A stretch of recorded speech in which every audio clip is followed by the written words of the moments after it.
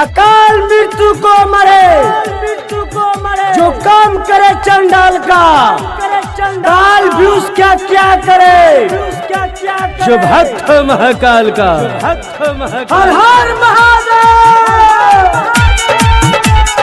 सुनिए बम तनी मारिली दम, थकी न शरीर तू बढ़ाई कदम, थकी न शरीर तू बढ़ाई कदम। सुनिए बम तनी मारिली दम, थकी न शरीर तू बढ़ाई कदम।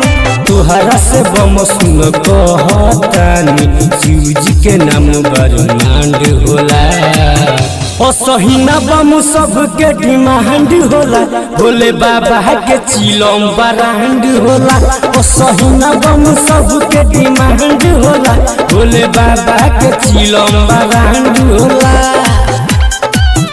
भोले बाबा के चिलम बरांड होला।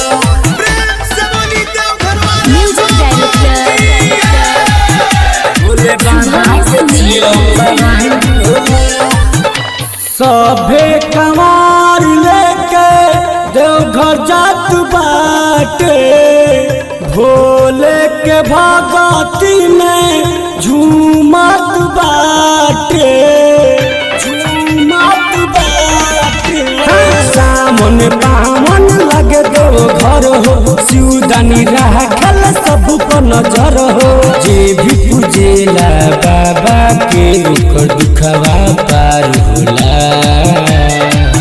ओ सहीना बम सबके डिमांड होला, भोले बाबा के चिलम बरांड होला। ओ सहीना बम सबके डिमांड होला, भोले बाबा के चिलम बरांड होला।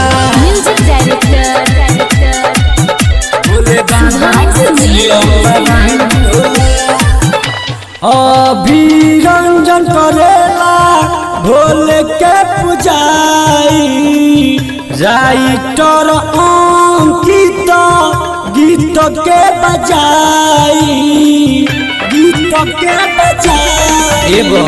खुश हो बारे बम भोले दानी, तोहरा से बतिया हम कहतानी। एक सच दूजे भोले दानी के जय जयकार होला।